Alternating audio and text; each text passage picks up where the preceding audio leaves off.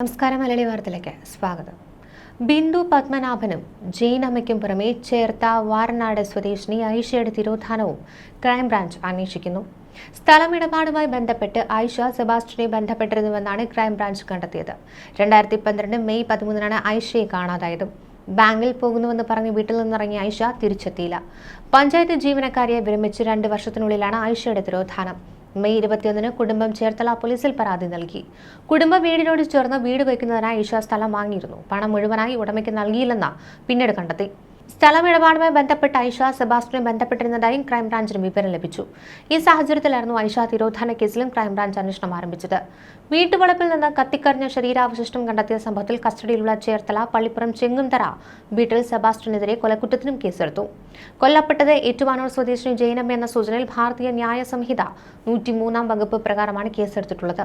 ഇയാളെ രാത്രി കോടതിയിൽ ഹാജരാക്കി. സെബാസ്റ്റ്യനെ ചോദ്യം ചെയ്തതിൽ നിന്നാണ് കാണാതായ ജെയിനമ്മ കൊല്ലപ്പെട്ടുവെന്ന സൂചന കിട്ടിയത്. ഇതിന്റെ അടിസ്ഥാനത്തിലായിരുന്നു തിങ്കളാഴ്ച രാത്രി കോട്ടയം ക്രൈംബ്രാഞ്ച് ഇയാളുടെ അറസ്റ്റ് രേഖപ്പെടുത്തിയത്. കൂടുതൽ ശാസ്ത്രീയ തെളിവുകൾ ശേഖരിക്കുവാനും DNA പരിശോധന വേഗത്തിലാക്കുവാനും അന്വേഷണ സംഘം ശ്രമം തുടങ്ങി. ജെയിനമ്മയുടെ സഹോദരങ്ങളായ സാവിയോ മാണിയുടെയും ആൻസിയുടെയും രക്തസാമ്പിളുകൾ പരിശോധനയ്ക്ക് അയച്ചിട്ടുണ്ട്. ശരീരാവശിഷ്ടത്തിന്റെ പോസ്റ്റ്മോർട്ടം കോട്ടയം മെഡിക്കൽ കോളേജ് ആശുപത്രിയിൽ നടന്നു. സംഭവവുമായി ബന്ധപ്പെട്ട് സെബാസ്റ്റ്യനൊപ്പം കസ്റ്റഡിയിലെടുത്ത ചേർത്തല സ്വദേശികളായ 2 പേരുള്ള ഒരാളെ ജാമ്യത്തിൽ വിട്ടു. വസ്തു ഇടനിലക്കാരൻ കൂടിയായ ഇയാളുടെ കണിച്ചുകുളങ്ങര കവലയ്ക്ക് സമീപമുള്ള വീട്ടിൽ ചൊവ്വാഴ്ച ക്രൈംബ്രാഞ്ച് പരിശോധന നടത്തിയിരുന്നു. സെബാസ്റ്റ്യന്റെ സഹായിയായിരുന്ന ചേർത്തല സ്വദേശിയായ ഓട്ടോ ഡ്രൈവർ മനോജാണ് കസ്റ്റഡിയിലുള്ളത്. പള്ളിപ്പുറത്തെ സെബാസ്റ്റ്യന്റെ ചെങ്ങുംതറ വീട്ടിൽ നിന്നാണ് തിങ്കളാഴ്ച ശരീരാവശിഷ്ടം കണ്ടെത്തിയത്. ഇതിന് 3 ദിവസം മുൻപായിരുന്നു ജെയിനമ്മയെ കാണാനില്ലെന്ന കേസിൽ കോട്ടയം ക്രൈംബ്രാഞ്ച് സെബാസ്റ്റ്യനെ കസ്റ്റഡിയിലെടുത്തത്. ഇയാളിൽ നിന്ന് കിട്ടിയ വിവരങ്ങളുടെ അടിസ്ഥാനത്തിലാണ് വീട്ടുവളപ്പിൽ പരിശോധന നടത്തിയത്. ചേർത്തല കടക്കരപ്പള്ളി ആലുങ്കൽ പത്മനിവാസിൽ ബിന്ദു പത്മനാഭനെ കാണാതായ കേസിലും സെബാസ്റ്റ്യൻ 1-ാം പ്രതിയാണ്. ഈ കേസും ക്രൈംബ്രാഞ്ചാണ് അന്വേഷിക്കുന്നത്. Crime branch SP Girish P Sarathi, DYSP Stalin Xavier, inspector MS Rajeev എന്നിവരുടെ നേതൃത്വത്തിലാണ് അന്വേഷണം. വീട്ടുവളപ്പിൽ നിന്ന് ശരീരാവശിഷ്ടം കണ്ടെത്തിയിട്ടും സെബാസ്റ്റ്യന് കൂസലില്ല. കോട്ടയം ക്രൈംബ്രാഞ്ച് സംഘത്തിന്റെ പഴുതടച്ച നീക്കത്തിലായിരുന്നു ഇയാൾ കുടുങ്ങിയതും. എന്നാൽ ചോദ്യം ചെയ്യലുമായി സഹകരിക്കാതെ ഇയാൾ അന്വേഷണ സംഘത്തെ വട്ടം കറക്കിയതായാണ് വിവരം. തനിക്ക് ഗുരുതര രോഗമാണെന്ന് ധരിപ്പിച്ച് തുടർച്ചയായ ചോദ്യം ചെയ്യലിൽ നിന്ന് ഇയാൾ ഒഴിഞ്ഞു മാറുകയായിരുന്നു. ബിന്ദു പത്മനാഭനെ 2002 മുതൽ കാണാനില്ലെന്ന് കാട്ടി 2017 സഹോദരൻ പ്രവീൺ പോലീസിൽ പരാതി നൽകിയത്. വസ്തു ഇടനിലക്കാരനായ സെബാസ്റ്റ്യനാണ് ഉത്തരവാദിയെന്ന് കാട്ടിയായിരുന്നു പരാതി. കോടികളുടെ സ്വത്തിനുടമയായിരുന്ന ബിന്ദു പത്മനാഭൻ സഹോദരമായി സഹകരണമില്ലാതെയാണ് ജീവിച്ചത്. എക്സൈസ് സർക്കിൾ ഇൻസ്പെക്ടറായിരുന്ന പത്മനാഭ പിള്ളയുടെയും അംബികാദേവിയുടെയും മകളായിരുന്നു. ഇരുവരും 2002 സെപ്റ്റംബർ നവംബർ മാസങ്ങളിലായാണ് മരിച്ചത്. മരണാനന്തര ചടങ്ങിലും പങ്കെടുക്കാതിരുന്ന ബിന്ദു അതിനുശേഷം പൂർണ്ണമായി സഹോദരനിൽ നിന്ന് അകന്നു. പ്രവീൺ ചേർത്തലയിൽ നിന്ന് ഇടുക്കിയിലേക്കും പിന്നീട് വിദേശത്തേക്കും ജോലിക്കായി പോയിരുന്നു. മടങ്ങിയെത്തിയപ്പോഴാണ് പരാതി നൽകിയത്. പോലീസ് അന്വേഷണത്തിൽ 2013 വരെ ബിന്ദു ജീവിച്ചിരുന്നതായി തെളിവ് കിട്ടിയിട്ടുണ്ട്. സെബാസ്റ്റ്യൻ പള്ളിപ്പുറത്തുകാർക്ക് ഒരു കാലത്ത് അമ്മാവനായിരുന്നു. വസ്തു ഇടപാടുകളിലൂടെ സമ്പന്നനായ സെബാസ്റ്റ്യൻ നാട്ടുകാരുമായി വലിയ സഹകരണത്തിലായിരുന്നു. കൂടാതെ നാട്ടുകാർക്ക് സഹായിയും. 2017 ബിന്ദു പത്മനാഭൻ തിരോധന കേസിൽ പിടിയിലാവുകയും കുടുങ്ങുകയും ചെയ്തതോടെയാണ് ഇയാൾ നാടിന്റെ സംശയനിഴലിലായത്. ഇതോടെ വസ്തു ഇടപാടുകളിൽ ഇയാൾ കബളിപ്പിച്ചതായി പലരും രേഖാമൂലമല്ലാത്ത പരാതികളും ആരോപണങ്ങളും ഉയർത്തിയിരുന്നു. ഒറ്റപ്പെട്ട പ്രദേശത്തുള്ള 2.5 ഏക്കറിൽ സ്ഥിതി ചെയ്യുന്ന വീടും ഇതോടെ ദുരൂഹതയുടെ നിഴലിലായി. കേസിൽ അകപ്പെട്ട് നിരന്തരം പോലീസ് വീട്ടിലെത്തിയതോടെ ഇയാളും കുടുംബവും താമസം ഭാര്യ വീടായ ഏറ്റുമാനൂരിലേക്ക് മാറ്റിയിരുന്നു. എന്നാൽ ഇപ്പോഴും പകൽ സമയങ്ങളിൽ സ്ത്രീകളടക്കം പലരുമായും ഇയാൾ പൊങ്ങംതറ വീട്ടിലെത്താറുണ്ടായിരുന്നുവെന്നാണ് സമീപവാസികൾ പറയുന്നത്. രാത്രികാലങ്ങളിൽ അപൂർവമായി മാത്രമാണ് ഇവിടെ താമസിച്ചിരുന്നത്. തിങ്കളാഴ്ച കോട്ടയം ക്രൈംബ്രാഞ്ച് സംഘം നടത്തിയ പരിശോധനയിലായിരുന്നു കത്തിക്കരിഞ്ഞ ശരീരാവശിഷ്ടങ്ങൾ കണ്ടെത്തിയത്. കാണാതായ ബിന്ദു പത്മനാഭന്റെ അവശിഷ്ടങ്ങളാണെന്നായിരുന്നു നാട്ടുകാർ ആദ്യം ധരിച്ചത്. പിന്നീടാണ് ജൈനമ്മ എന്ന സ്ത്രീ കാണാതായ സംഭവത്തിലായിരുന്നു പരിശോധന എന്നറിഞ്ഞത്. കാണാതാവുകയും കൊല്ലപ്പെട്ടതായി കണക്കാക്കുകയും ചെയ്യുന്ന ഏറ്റുമാനൂർ സ്വദേശി ജൈനമ്മയ്ക്ക് സെബാസ്റ്റ്യനുമായി നേരത്തെ തന്നെ ബന്ധമുണ്ടായിരുന്നതായും സൂചനയുണ്ട്.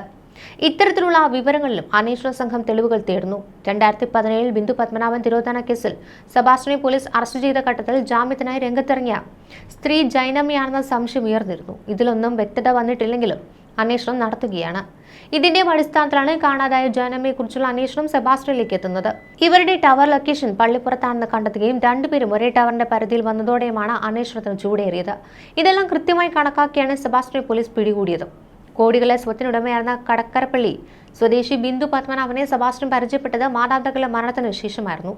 സഹോദരൻ പ്രവീണുമായി പൂർണ്ണമായും അകന്ന ബിന്ദു പത്മനാഭന് പിന്നീട് ഏറ്റവും കൂടുതൽ അടുപ്പമുണ്ടായിരുന്നത് ഇയാളുമായിട്ടാണ്. ഇടപ്പള്ളിയിൽ ബിന്ദുവിന്റെ പേരുള്ള സ്ഥലം സെബാസ്റ്റ്യൻ ഇടപെട്ട് ആൾമാറാട്ടം നടത്തി വ്യാജ ആധാരമുണ്ടാക്കി വിൽപ്പന നടത്തിയത് പുറത്തു വന്നതോടെയാണ് ഇയാൾ കുടുങ്ങിയത്. ഇതിന് പിന്നാലെയാണ് വിദേശത്തായിരുന്ന സഹോദരൻ പ്രവീൺ ബിന്ദുവിനെ കാണാതായതായി പരാതി നൽകിയത്. ചേർത്തല ഡിവൈഎസ്പിയുടെയും ആലപ്പുഴ നാർക്കോട്ടിക് ഡിവൈഎസ്പിയുടെയും നേതൃത്വത്തിൽ 2 അന്വേഷണ സംഘത്തെ രൂപവൽക്കരിച്ചു. ഇതിൽ പ്രകാരം നടത്തിയ അന്വേഷണത്തിൽ കേസുമായി ബന്ധപ്പെട്ട് സെബാസ്റ്റ്യൻ 1-ാം പ്രതിയായി. വ്യാജരേഖകളും സഹായങ്ങളും ചെയ്തവരടക്കം 13 പേരെ പ്രതിയാക്കി പോലീസ് കേസെടുത്ത് അറസ്റ്റ് ചെയ്തിരുന്നു. പോലീസിന്റെയും പിന്നീട് ക്രൈംബ്രാഞ്ചിന്റെയും അന്വേഷണത്തിൽ 2013 വരെ ബിന്ദു ജീവിച്ചിരുന്നതായും അതുവരെ സെബാസ്റ്റ്യനുമായി വലിയ ബന്ധമുണ്ടായിരുന്നുവെന്നും കണ്ടെത്തിയിരുന്നു. ഇതിനിടെ ബിന്ദു പത്മനാഭന് വേണ്ടിയുള്ള അന്വേഷണം പോലീസ് തുടരുന്നതിനിടെ യുവാവിന്റെ മരണത്തിലും ദുരൂഹത ഉയരുകയാണ്. പള്ളിപ്പുറം തൈക്കൂട്ടത്തിൽ മനോജാണ് ജീവനൊടുക്കിയത്. കേസിലെ മുഖ്യപ്രതിയായ സെബാസ്റ്റ്യന്റെ വീട്ടിൽ വരുന്നതിന് മുൻപ് ബിന്ദു സ്ഥിരമായി വിളിച്ചിരുന്ന ഓട്ടോക്കാരനായിരുന്നു മനോജ്. ഇയാളെ ചോദ്യം ചെയ്യലിന് പോലീസ് വിളിപ്പിച്ചിരുന്നതിന് തലേന്നാണ് വീടിനുള്ളിൽ തൂങ്ങിവച്ച നിലയിൽ കണ്ടെത്തിയത്. ആലുങ്കലിൽ പത്മനിവാസിൽ പി പ്രവീൺകുമാറാണ് സഹോദരി ബിന്ദുവിനെ കാണാതായത് സംബന്ധിച്ച് ആഭ്യന്തര വകുപ്പിന് പരാതി നൽകിയത്. പഠിക്കാനെന്ന പേരിൽ ബംഗളൂരുവിലേക്ക് പോയ ഇവരെക്കുറിച്ചുള്ള വ്യക്തമായ വിവരം ബന്ധുക്കൾക്ക് പോലുമില്ല. ഇവരെ എന്നു മുതൽ കാണാതായി എന്നതിന് പോലും വ്യക്തതയില്ലാത്ത പശ്ചാത്തലത്തിലാണ് പോലീസ് അന്വേഷണത്തിന് ഇറങ്ങിയിരിക്കുന്നത്. 2002-ലാണ് ഇവരെ കാണാതായത്. വ്യാജ വിൽപത്രവും മറ്റു രേഖകളും ചമച്ച് കോടികളെ സ്വത്തുക്കൾ കൈക്കലാക്കിയ ശേഷം ബിന്ദുവിനെ കൊലപ്പെടുത്തിയെന്നാണ് സംശയിക്കുന്നതായി സഹോദരന്റെ പരാതിയിൽ പറയുന്നത്. എന്നാൽ പരാതി നൽകിയ ഇദ്ദേഹം വിദേശത്താണെന്നതിനാൽ ആദ്യം അന്വേഷണത്തിന് വേണ്ടത്ര പുരോഗതി ഉണ്ടായില്ല. മാധ്യമങ്ങളും മറ്റും ഏറ്റുപിടിച്ചതോടെയാണ് പോലീസ് അന്വേഷണത്തിന് ഇറങ്ങിയത്. കോടികളുടെ ഇടപാട് നടന്ന ഭൂമി ഇടപാട് കേസ് കൂടി വെളിച്ചത്ത് വന്നതോടെ പോലീസ് പണം വാങ്ങി പ്രതികൾക്ക് വേണ്ടി അന്വേഷണം മരവിപ്പിച്ചെന്ന ആരോപണമുയർന്നു. ഇതോടെ വെട്ടിലായ പോലീസ് അന്വേഷണവും സജീവമാക്കി. സർക്കാർ ഉദ്യോഗസ്ഥനായിരുന്ന അച്ഛൻ പത്മനാഭ പിള്ളയുടെ പേരുള്ള കുടുംബ പെൻഷൻ അവിവാഹിതായ ബിന്ദുവിന് അർഹതപ്പെട്ടതായിരുന്നു. കാണാതാവുന്നതിന് 5 വർഷം മുൻപ് വരെ അവരത് കൈപ്പറ്റുകയും ചെയ്തു. എന്നാൽ പിന്നീട് ഇത് കൈപ്പറ്റിയിട്ടില്ലെന്ന് സ്ഥിരീകരിച്ചു. പിതാവിന്റെ മരണസമയത്താണ് ബിന്ദു അവസാനമായി നാട്ടിലെത്തിയത്. ബന്ധുക്കളുമായി അടുപ്പമില്ലാതിരുന്നതിനാൽ സഹോദരൻ സ്ഥലത്ത് ഇല്ലാതിരുന്നതിനാലാകണം ഇവർ പള്ളിപ്പുറം സ്വദേശിയെ ബ്രോക്കറാക്കി ഇടപ്പള്ളിയിലെ വസ്തു വിൽക്കുവാൻ ശ്രമിച്ചത്.